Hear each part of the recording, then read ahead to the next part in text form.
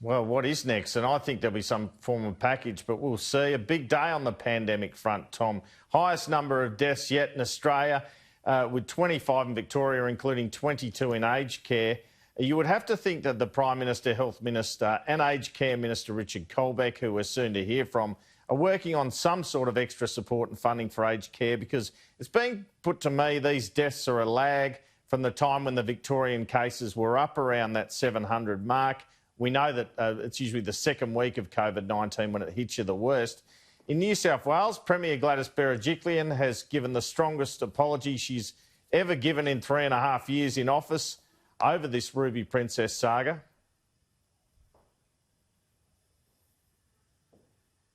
Have we got... I want to apologise unreservedly to anybody who is continuing to suffer or has suffered unimaginable loss because of mistakes that were made within our health agencies. And again, I say, not only have lessons been learned, but clearly those circumstances should and will never happen again in New South Wales. Gladys Berejiklian backed in that apology by the New South Wales Chief Health Officer, Kerry, Chant. The federal government has been in no mood to pile on New South Wales in terms of this, with Greg Hunt, the Health Minister, yesterday saying that although people would want action over this, he told Kieran Gilbert, New South Wales Health had done as good a job as anyone in the world on contact tracing to stem outbreaks. I'll obviously leave the Ruby Princess response to New South Wales. The report is very clear in its findings. I have confidence in my colleague in New South Wales Health. What they've done with the contact tracing, with multiple incursions from Victoria, has prevented multiple chances for an outbreak the scale of Victoria.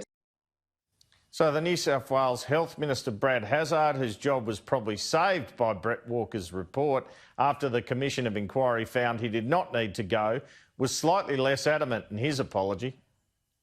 I'm also sorry that people's lives have been impacted by decisions in this 1 in 100-year pandemic. There were learnings, obviously immediately from the circumstances, which, as the Premier's highlighted, led to another 14, I think it was, ships not being allowed to come into Sydney.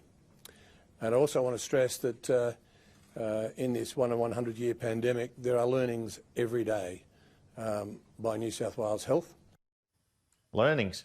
Federal Agriculture Minister David Littleproud a short time ago with you, Tom, putting his own hand... Well, communication is a two-way street, and if it's been sloppy, then we both, and New South Wales have put their hand up. Of course, we're going to put our hand up. But as Mr. Walker said, it's a complex legal arrangement, and in fact, what the arrangement is that in essence, unless there is something in which the health professionals want stopped, then there is no need for them to write back officially or give any written formation, and we've subsequently addressed that.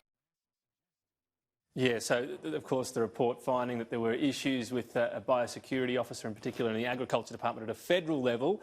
As you heard there, the most we got in terms of a concession is communication could have been better. And good to hear you as well criticise that awful non-word learnings, Andrew Clennell. What a shocker.